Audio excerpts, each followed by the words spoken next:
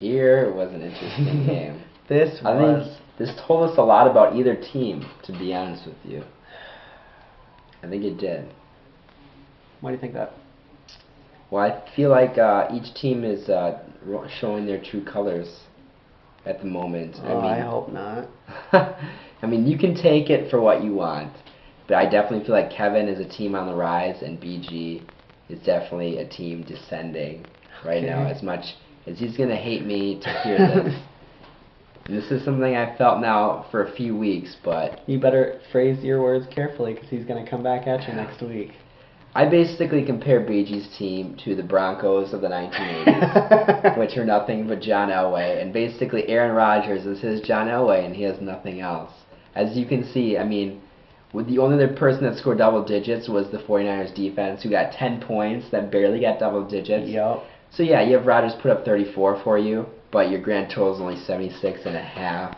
I mean, you cannot win fantasy games with one player. It does not work that way. Chris Agbanaya.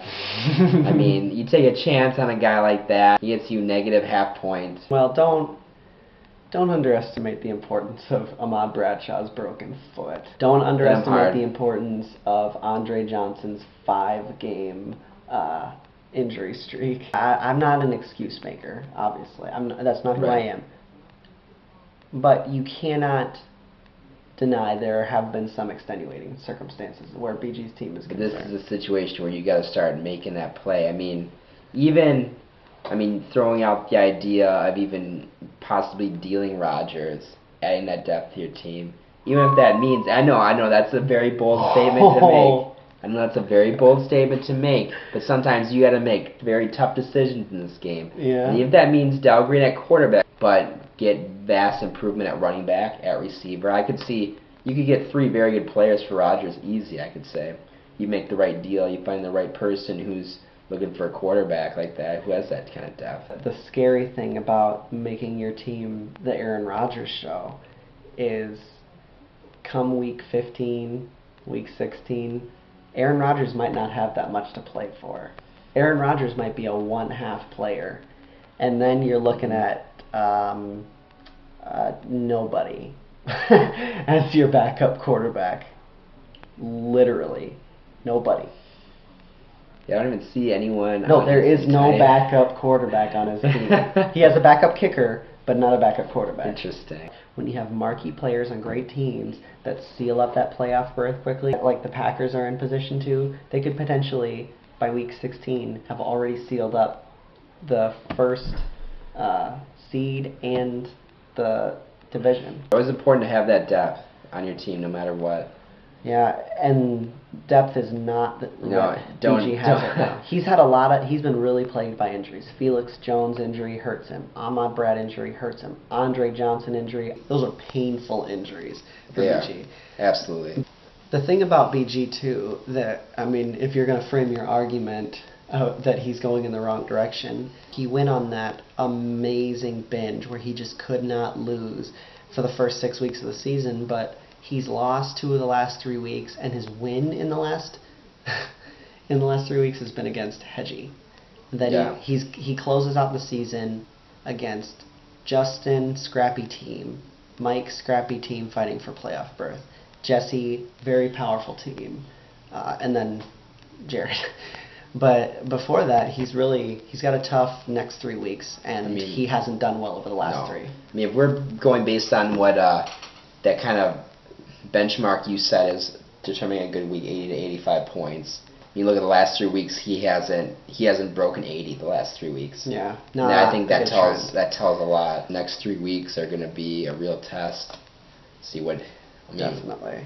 To see what his team can handle. Over the next 2 weeks against guys like Mike and Justin, you need to get into that 80-point range. Because that's where those guys are going to sit. They're going to live in that 80 to 90 range. They're both in that fringe spot right now, and they're fighting hard to get in. Closing up Week 9 story with the GOT Dubs, Jesse's last stand in his bid for a division crown. Jesse just found a way to get into that 80 to 85 solid week, give himself a chance to win range. Phillip Rivers' late game surge gave him a And that definitely paid off for him. If I'm playing Jesse, I know that he has been touting his wide receiving core as very vaunted, but I'm more worried about what's coming out of his quarterback and running backs with Cam Newton and those two very strong running backs than his wide receivers. Mike Wallace is a stable week in, week out guy, but Colston has been prone to injury. Jimmy Graham is a young tight end. I think they all have great upside, but I'm more worried about his quarterback and running backs than I am about his wide receivers. Absolutely. Meanwhile, Allen, he really he suffered from making bad choices. You look at that bench, he had almost his entire bench scored double-digit points. 108 points out of his bench. That is ridiculous right there. Every player on his bench that started scored in double digits. I mean, when does that ever happen? Yeah, that really that makes life complicated for a lot of them were surprised me. You see this game and all of a sudden you start to think, wow, Allen's got a pretty deep team, and that's like you alluded to before, that's a blessing and a curse in a lot of ways, because now you have decisions to make every week if you're Allen. You see how that worked out from this week in a loss. I mean, he's gonna have to reconsider these guys he's putting out like Des Bryant. I mean, yes, I mean it's gonna be hard to bench either LaShawn McCoy, who's the best fantasy back right now, or Steven Jackson, who finally broke out a couple weeks ago. Yeah, a couple weeks ago. That's a guy that I would definitely want to keep in my lineup. Jeremy Maclin's going to be a very tough guy to bench. Yep. Wes Welker, you almost cannot bench Welker. Yeah. In a situation like this, you see the match depth on your bench. I mean, that's a situation where you almost want to consider pulling the trigger, big time trade. I mean, go out and get that blue chip player. I mean, I know we're just talking about BG and Aaron Rodgers and how he needs depth. Not that I'm trying to say anything. Yeah, but match made in heaven. I don't know about that, but just something to consider though down the stretch here. Without the franchise tag option, really that might be the way to maximize your value out of a guy. Oh, absolutely. And I think you're going to see a lot more of those trades now that we don't have tags anymore. And we've already seen that so far. Tom Brady. Yep, Tom Brady already went. I mean, there's been talk. I mean, Mike's been trying to deal with Drew Brees for a while now. There's no reason to hang on to players anymore. I mean, if there's a way you can make your team better, you do it. Guys, go for it now. Around the DFLs, been a lot of healthy debate so far. There hasn't been a ton of time that's gone by since I last reported to you on the status of some of the different proposals that are going on around the league. Devin and I have talked about our thoughts about them already at length. I'd encourage everybody to keep reading, keep commenting. The more insight we have, the better, I would say. The more everybody hears what everybody else thinks, the better overall outcome we're going to have.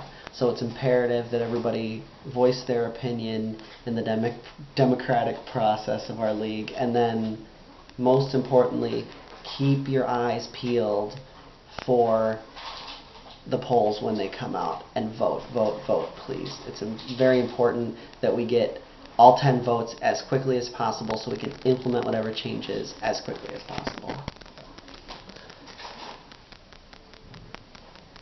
Really no trade news around the DFL. I haven't heard anything on the trade rumor mill, and obviously I can't give too in-depth of a waiver wire report at this time. Hopefully by the time I go to post, I'm going to try something new this week. I'm going to actually take a second and give you a rundown of what each player has picked up off of the waiver wire. So I'll do that now.